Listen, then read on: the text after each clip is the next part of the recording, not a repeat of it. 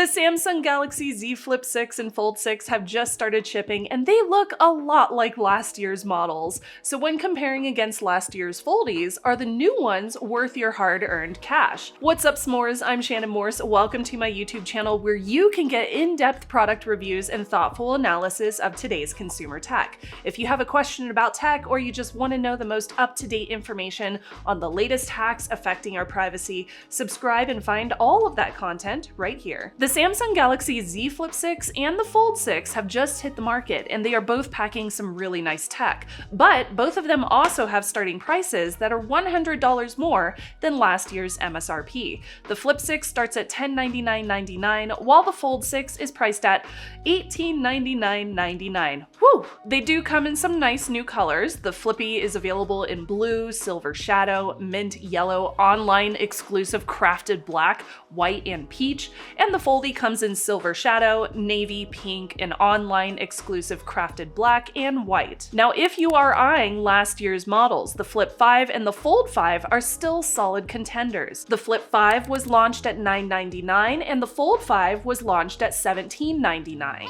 Color options were similar for these, but I do like the Flip 5's lavender option, while I do prefer this year's pink Foldy. The dimensions and weight on the new gen versus the previous ones are really close, but the biggest difference is this year's models are now IP48, which allows for greater protection against both larger dust particles and immersion in water, and the Fold 6 is now slightly wider, which does help when it's folded. The design, the hinge, and the crease really have not radically changed, but the new models do feel a tad more refined and a lot more sturdy. Now, if you're finding this video helpful, a subscribe would mean a lot to me, but if you've got a few extra bucks and you want to toss a tip my way, that helps too, and it keeps the videos coming. A big Patreon shout out to my newest patrons. You can join them and support my channel by going over to patreon.com/ShannonMorse for all of the perks like early access to videos and private monthly live streams. You can also just hit the join button down below right here on YouTube for similar perks. But as usual, all the videos on my channel are totally free to watch, and I thank my YouTube members and my patrons for making that possible. Now let's move on to the beautiful displays. Both of this year's Foldies get 2600 nits of peak brightness.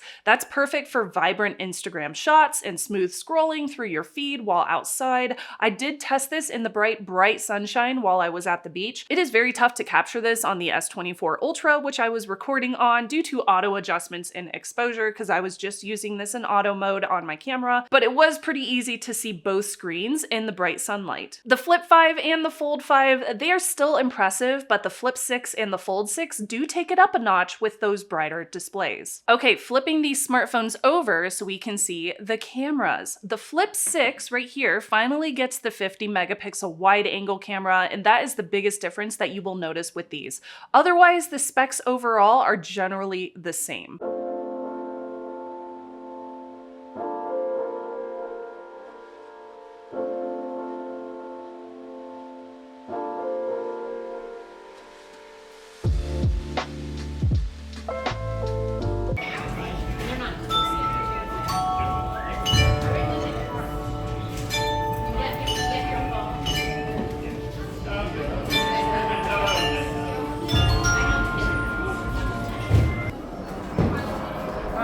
Cool.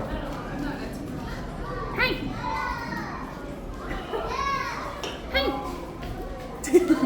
Under the hood, the Flip 6 and the Fold 6 are both powered by the latest Snapdragon 8 Gen 3 processor and 12 gigs of RAM, while the Flip 5 had 8 gigs of RAM. Now, the Flip 5 and the Fold 5 had the Snapdragon 8 Gen 2 and similar storage options, but the new processors bring a noticeable performance boost, especially for gaming and multitasking, and of course, AI. Now, in terms of usability, the experience is still very smooth with the newest devices. It is more useful with features including the AI options. There's also flex mode and improved multi-window functionality. The 5th generation also had flex mode and multi-window functionality as well. Both the Flip 6 and the Fold 6 come with productivity tools like Circle to Search, Note Assist, and Transcript Assist, but much of this is also or will be available on the 2023 models after updates. Now, one big difference is that the Flip 6 and the Fold 6 also come with longer support support cycles. But those support cycles will not matter if the durability is not better on both of these newest devices. We do get a larger battery this year, with the Flip 6 packing a 4,000 mAh battery. That's up from 3,700 last year,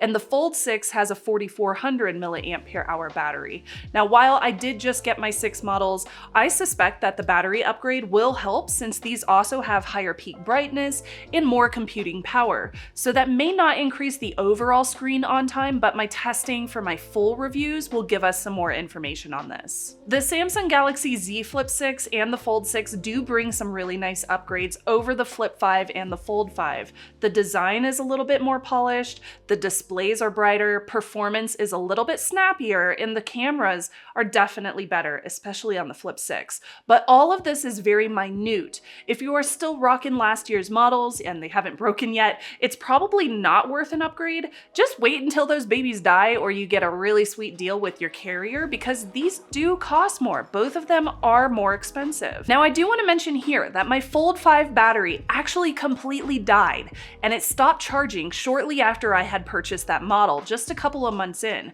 Neither wireless or USB-C charging would work, even though the phone had not been damaged in any way. In fact, most of the time that I was using it was as a daily driver, as a testing phone, because my main phone was the S24 Ultra and the Pixel 8 Pro. So most of the time I had it was here in my studio. So I had to send this phone back in for a replacement under the regular 1-year warranty from Samsung. Now, I will say Samsung did find the battery to be defective, and they shipped me a new unit in under a week, and the process was very smooth overall. I did the warranty as a consumer, not as a reviewer or via PR, and I was very satisfied with the process.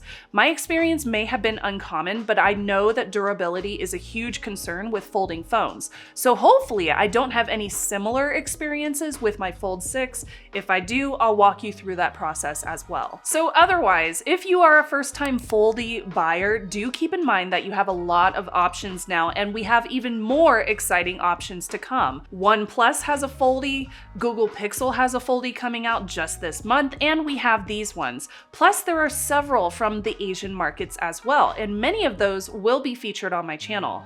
Now, stick around for my full reviews of the Flip 6 and the Fold 6, where I will be providing those full battery tests, the camera examples, the durability testing. The first one on my list is the Flip 6, and then I'll move on to the Fold 6 as well. Of course, if you don't want to wait for those reviews, I also have these videos, which YouTube is currently showing you on the screen if you're watching this on mobile or on your computer, so you can definitely click on those videos as well. And I hope to see you on my channel. Thank you so much for supporting the channel and for subscribing. If you have any questions, stick them in the comments down below. I will definitely be paying attention to the comments when I am reviewing these phones, so I can make sure to cover everything that you're curious about. I'll see you next time. Bye, y'all.